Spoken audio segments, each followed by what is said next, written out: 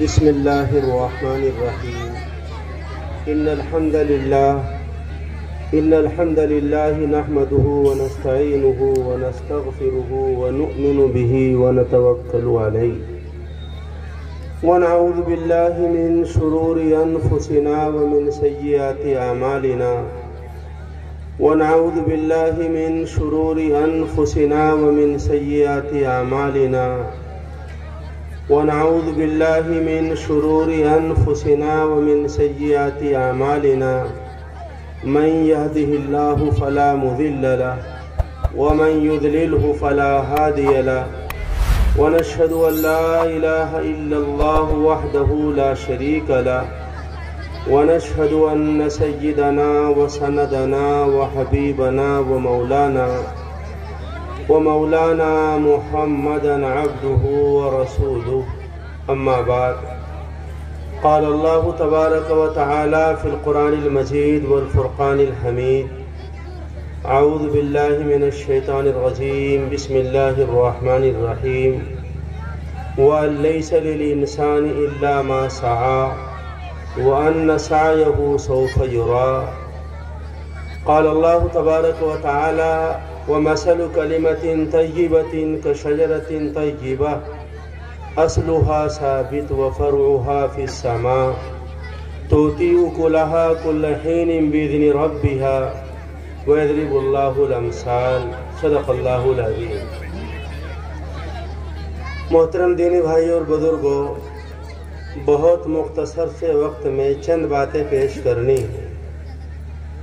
اللہ تعالیٰ سے دعا ہے اللہ صحیح کہنے سننے کے ساتھ عمل کرنے کی توفیق عطا فرمائے۔ سب سے پہلی بات عرض کرنی ہے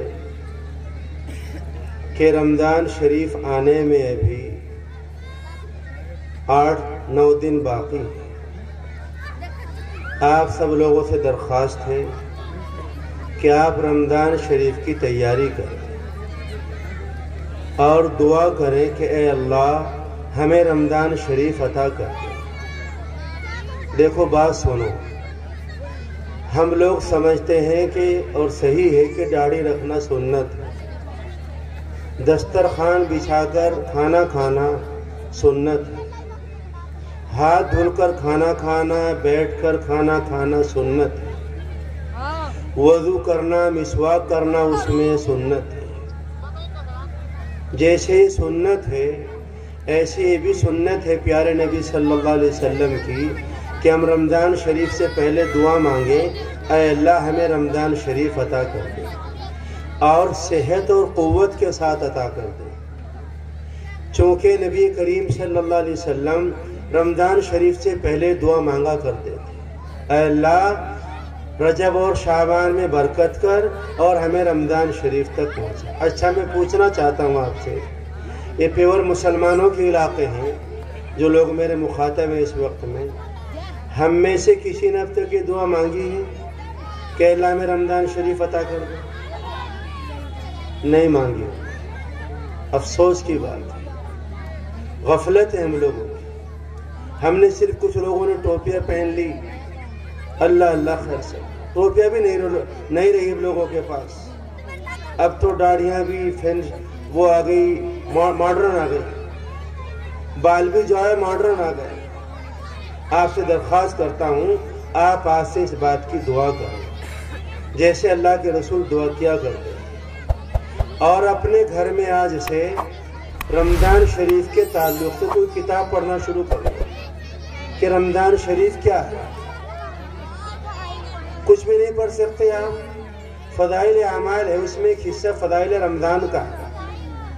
افسوس کی بات ہے ہمارے جماعت کے دوست اس حصے کو جب پڑھنا شروع کرتے ہیں جب رمضان شریف کے 3 دن چلے جاتے ہیں، اس کو پہلے پڑھو تاکہ آپ کو پتہ رہے، اور آپ نیت کریں اس وقت میں کہ انشاءاللہ ہمیں رمضان شریف اپنا صحیح گزاریں، نمازیں پڑھیں گے، داڑھیاں رکھیں گے، چوری نہیں کریں گے، زنا کاری نہیں ہوگی، جھوٹ نہیں بولیں گے، گھر میں سود نہیں آئے گا، روزہ رکھیں گے، قرآن پاک کی تلاوت کریں گے، اعتکاف کریں گے۔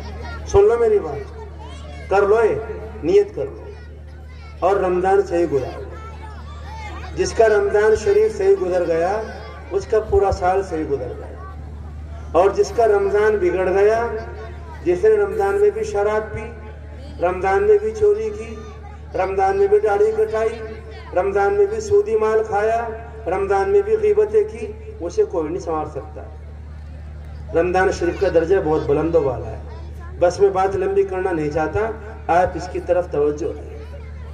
دوسری بات مجھے عرض کرنی ہے کہ ہمارے اس مدرسے میں 2 بچوں کا قرآن پاک پورا ہوا اور انہوں نے یہی پورا قرآن پاک پڑھا.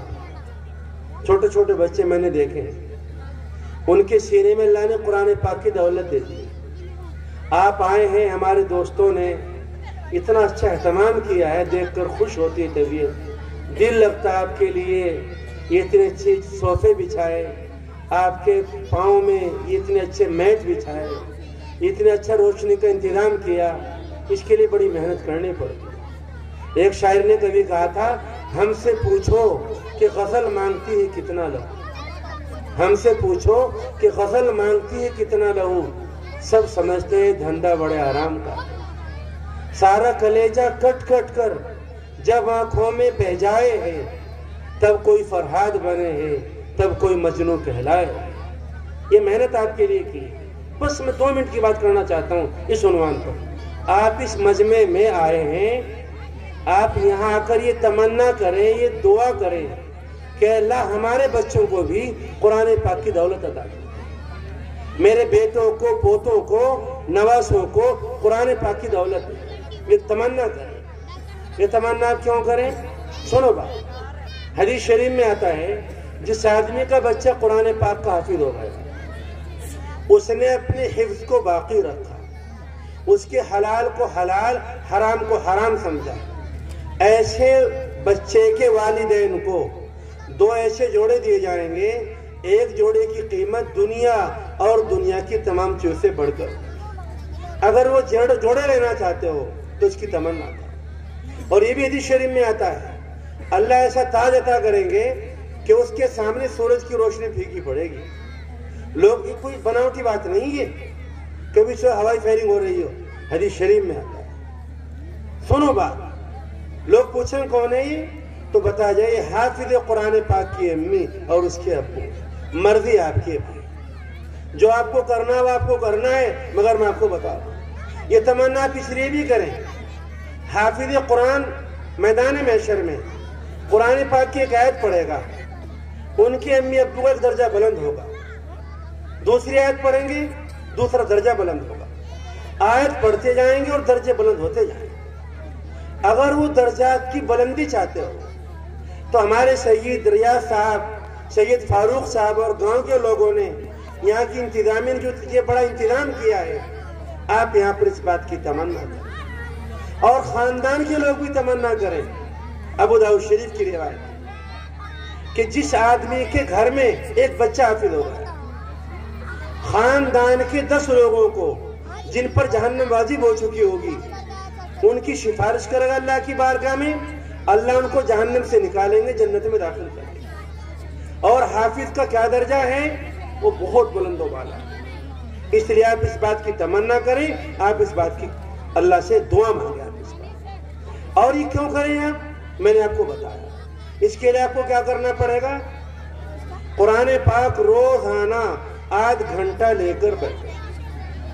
پڑھنا نہیں جانتے تو اس کو دیکھو. حدیث شریف میں آتے کچھ چیزیں ہیں جن کو دیکھنا ثواب ہے، اس میں قرآن پاک. قرآن پاک میں اللہ ایسے چھپے ہوئے ہیں جیسے پھول کے اندر خوشبو چھپی ہو. اس لیے اللہ کی زیارت ہوتی ہے. اللہ آپ کو توفیق دے، آپ قرآن پاک پڑھو. رمضان شریف آ رہا ہے، آپ آدھ پون گھنٹہ قرآن پاک پڑھو. جو بندہ قرآن پاک پڑھتا ہے وہ اللہ سے باتیں کرتا ہے.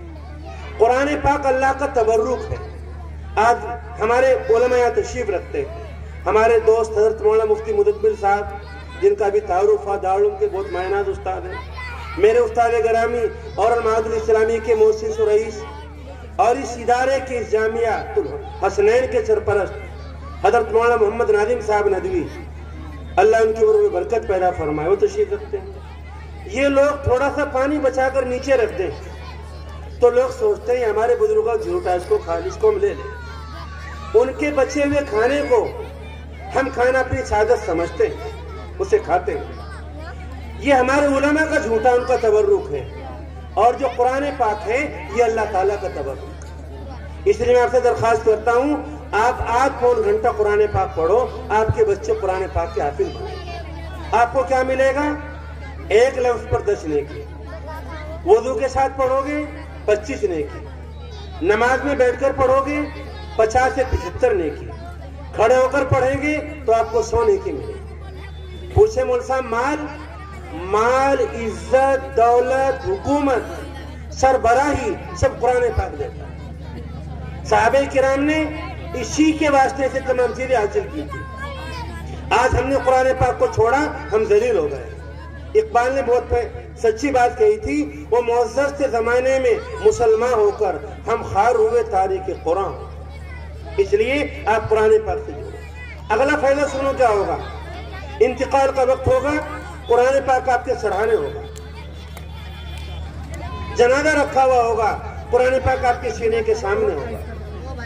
آپ قبر میں پہنچیں گے، دفن کر کے لوگ آ جائیں گے، قرآن پاک جلوگر ہوگا، فرمائے گا گھبراؤ نہیں، میں تمہارا قرآن پاک۔ میدان محشر میں نفسی کا عالم ہوگا، آپ جانتے ہیں وہ تفسیر کرنا نہیں چاہتا ہوں، قرآن پاک کھڑا ہوگا، عرض کرے گا یا اللہ یہ بندہ میری تلاوت کرتا تھا، مجھ سے محبت کرتا تھا، میں اس کی سفارش کرتا ہوں۔ اس لیے آپ سے درخواست کرتا ہوں، اس مجمع میں آپ اس بات کی تمنا کریں، دعا کریں، اپنے علماء سے دعا کریں کہ اللہ آپ کے بچوں کو قرآن پاک کے حافظ بنا۔ آپ یہاں یہ بات نہ سمجھ لیں کیا مولوی صاحب قرآن پاک حافظ بنانے کی بات کرتے ہیں۔ دوسری زندگی کے بہت سے میدان بے شک ہیں، آپ ان میں محنت کریں۔ یہ میری تیسری بات شروع ہوتی ہے آج کہ آپ اپنے بچوں کو دنیاوی تعلیم دیں، آپ اپنے بچوں کو ڈاکٹر بنائیں، انجینئر بنائیں، آپ اپنے بچوں کو جج بنائیں۔ میں تو عرض کرنا چاہتا ہوں اپنی بیٹیوں کو ڈاکٹرنیاں بناؤ، آج اس کی ضرورت ہے۔ حضرت عائشہ، حضرت ام سلیم، حضرت فاطمہ الزہرا اپنے زمانے کی ڈاکٹرنیاں تھیں۔ میں آپ کو بتانا چاہتا ہوں 15ویں صدی عیسوی تک اس پورے نظام پر مسلمانوں کا غلبہ تھا، مسلمان اس کے قائد تھے، اس کی رہنمائی کیا کرتے، مگر اب ہم لوگوں میں وہ چیزیں نہیں رہی۔ آج ہمارے اپنے اسکول نہیں، اور اسکولوں میں جانے کے بعد جو عقائد متزلزل ہوتے ہیں اس کا آپ کو اندازہ نہیں۔ اکبر الہ آبادی نے بہت سچی بات کہی تھی، ہمارے مولانا علی میاں صاحب فرماتے تھے کہ اس شعر کو اکبر الہ آبادی کے ایک پلڑے میں رکھ دیا جائے اور بڑی کلیات دیوان ایک پلڑے میں رکھ دیا جائے، اکبر کا شعر وزنی ہو جائے گا۔ وہ فرماتے تھے، اکبر نے فرمایا تھا، یوں قتل سے بچوں کے وہ بدنام نہ ہوتا، افسوس کے فرعون کو کالج کی نہ سوچا۔ اب صرف یہ مسئلہ نہیں رہا کہ یہاں کے کورس میں نام لیے جاتے ہیں، ڈوگ لیا جاتا ہے، پک لیا جاتا ہے، اس کا نام لیا جاتا ہے، اب مسئلہ عقائد کا ہے۔ عقائد بہت خطرناک طریقے پر ہمارے متاثر ہو رہے ہیں۔ ضرورت ہے کہ آپ اپنے اسکول قائم کریں۔ ہمارے دوستوں نے، مولانا سید ریاض صاحب نے اور ہمارے بھائی مولانا سید محمد فاروق صاحب نے یہ مدرسہ یہاں پر قائم کیا، اپنے اکابر کی سرپرستی میں کیا۔ اس مدرسے کو معہد اسلامی اور وہاں کے مؤسس و رئیس حضرت مولانا محمد ناظم صاحب رضوی کی سرپرستی حاصل ہے۔ یہ بچے وہاں پر پڑھے ہیں، انہوں نے ہائی اسکول کیا ہے، انٹر کیا ہے۔ اب یہ چاہتے ہیں یہاں پر کہ ہم اپنے مسلمان بچوں کو دونوں طرح کی تعلیم دیں۔ یہ یہاں پر قرآن پاک پڑھاتے ہیں، دینیات پڑھاتے ہیں، اور جو اسکول کی تعلیم ہے الحمدللہ وہ بھی دیتے ہیں۔ ایک بچہ جو صرف اسکول میں جاتا ہے، پورا وقت اسکول میں دیتا ہے، اور یہاں ہمارا بچہ پڑھتا ہے، ہمارا یہ بچہ اسکول میں جانے والے بچوں سے 19 نہیں ہوگا، 20 ہوگا۔ یہ میرا تجربہ۔ میں جہاں رہتا ہوں معہد اسلامی میں، جس کا تعارف کرایا، وہاں الحمدللہ دونوں تعلیم ساتھ ساتھ ہیں۔ وہاں عالمیت کے ساتھ انٹر ہے۔ وہاں کے بچے 33-34 علی گڑھ یونیورسٹی میں ہیں۔ کتنے بچے پی ایچ ڈی کر رہے ہیں، کچھ بچے ڈی ایم بن رہے ہیں۔ ایک ہمارا بچہ فرانس گیا ہے رشین زبان سیکھنے کے لیے، وہاں پورا اس کا نظام ہے۔ ہمارے مولانا نے بہت زمانے پہلے، آج سے 35 سال پہلے اس بات کی ہمت کی تھی کہ ہم ایسے مدارس قائم کریں کہ جس میں دونوں طرح کی تعلیم ہو۔ ہمارے بچے انگریزی بھی بولیں، ان کے پاس عربی زبان بھی ہو، ان کے پاس قرآن پاک بھی ہو، وہ سنسکرت کو بھی جانتے ہیں، اور جو یہاں کی دانشگاہیں ہیں، کالج ہیں، وہ ان سے پورے واقف ہوں۔ اس وقت بھی ہمارے مدرسے میں میرے خیال میں 50 کے قریب بچے انٹر کا اور ہائی اسکول کا امتحان دے رہے ہیں۔ اسی نہج پر ہمارے ان ساتھیوں نے یہاں کوشش کی ہے کہ شبری پور گاؤں میں وہ اس طرح کا نظام چلائیں، اور الحمدللہ وہ اس کو چلا رہے ہیں۔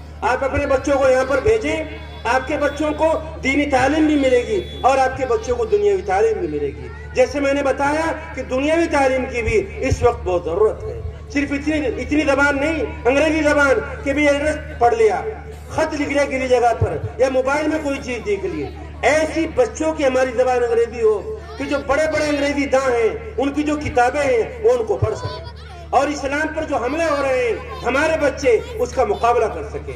یہ یہاں کے نوجوان اس بات کی کوشش کر رہے ہیں اور اس بات کی تمنا کر رہے ہیں۔ میں آپ سے درخواست کرتا ہوں آپ اپنے بچوں کو یہاں پر بھیجیں اور اس مدرسے کا تعاون کریں۔ تعاون یہ ہے آپ اس مدرسے میں اپنے بچوں کو بھیجیں، آپ کے بچے یہاں پر پڑھیں۔ جو بچے آپ کے اسکولوں میں پڑھتے ہیں، انٹر کر رہے ہیں، BA کر رہے ہیں، آپ تھوڑا وقت ان بچوں کا یہاں مدرسے میں لگوائیں تاکہ ان بچوں کے پاس کچھ دینیات آ جائے، انہیں پتہ لگ جائے، وہ بچے آگے چل کر اسلام کی خدمت کر سکے، اس کے داعی بن سکے۔ آپ یہاں اپنے بچوں کو بھیجیں، آپ اس مدرسے کے لیے دعا کریں، آپ ان ہمارے ساتھیوں کی حوصلہ افزائی کریں، اور اگر یہ نہیں ہو سکتا تو کہیں سے کہیں تک آپ اس مدرسے کی، اس میں کام کرنے والوں کی آپ مخالفت نہ کریں۔ اللہ تعالیٰ مجھے آپ کو اس پر عمل کی توفیق عطا فرمائے۔ اس لیے آپ تین باتوں کے اوپر عمل کریں، آپ رمضان شریف کی تیاری کریں، آپ قرآن پاک کی تعلیم اپنے بچوں کو دیں، اور قرآن پاک کی تعلیم کے ساتھ جو اسکول کی تعلیم ہے اس اسکول کی تعلیم پر بھی آپ پوری توجہ دیں۔ اس کے بغیر زندگی نہیں ہے، بہت پریشانیاں ہیں، آدمی اس کے بغیر صحیح طور پر رہ نہیں سکتا ہے، اور قرآن پاک کی تعلیم وہ سب سے پہلے ہے۔ اور صرف قرآن پاک نہیں، آپ کے بچے عالم بنیں، آپ کے بچے مفتی بنیں، آپ کے بچے قرآن پاک کو سمجھیں، اور قرآن پاک کو سمجھ کر آپ کے بچے اس کی دعوت دے سکیں۔ یہ مدرسہ الحمدللہ 3 سال انہوں نے کوشش کی ہے۔ 3 سال میں 2 سال میں بچے کا دودھ چھوٹتا ہے، اور 3 سال میں بچہ صحیح طور پر کام نہیں کر پاتا ہے۔ الحمدللہ ان نوجوانوں نے یہ قرآن پاک یہاں لے کر بیٹھے، اللہ کا نام لے کر بیٹھے، اللہ کے نام میں اور قرآن پاک میں وہ برکتیں ہیں کہ لوگ اس کو جنگلوں میں لے کر بیٹھتے ہیں، اللہ تعالیٰ ان کو گلشن بنا دیتے، اللہ تعالیٰ ان کو شہروں میں تبدیل کر دیتے، اور جو قومیں، جو افراد، جو ملک، جو خاندان، جو برادریاں قرآن پاک کو چھوڑتی ہیں، اللہ ان کو برباد کر دیتے۔ الحمدللہ انہوں نے 3 سال یہ کوشش کی، ان کے پاس 2-2.5 بیگھے جگہ ہے، اور 2 بیگھے جگہ لینا چاہتے ہیں۔ ان کے پاس کافی بچے یہاں پر پڑھ رہے ہیں، اسکول کا نظام یہاں پر ہے، یہ مسجد ہے اور یہ مدرسہ ہے۔ اس لیے ان لوگوں نے کوشش کی۔ جو آدمی کوشش کرتا ہے وہ اپنی کوشش کو دیکھتا ہے، یہ کوشش آپ کے سامنے ہے۔ اللہ ان کی ہمتوں کو بلند رکھے، ان کے کاموں کو اللہ فروغ دے اور بہت بہت ترقیات سے مالا مال کرے۔ میں آپ سے درخواست کرتا ہوں آپ رمضان کا احترام بھی کریں، آپ قرآن پاک کی تعلیم بھی اپنے بچوں کو دیں، اپنے بچوں کو آپ عصری تعلیم بھی دیں، اپنے بچوں کو ڈاکٹر بھی بنائیں، آپ اس مدرسے میں اپنے بچوں کو پڑھنے کے لیے بھیجیں، اور ہمارے جو دوست کام کر رہے ہیں آپ ان کی حوصلہ افزائی بھی کریں۔ اللہ تعالیٰ مجھے آپ کو عمل کرنے کی توفیق عطا فرمائے۔ آمین یا رب العالمین، وما توفیق الا باللہ۔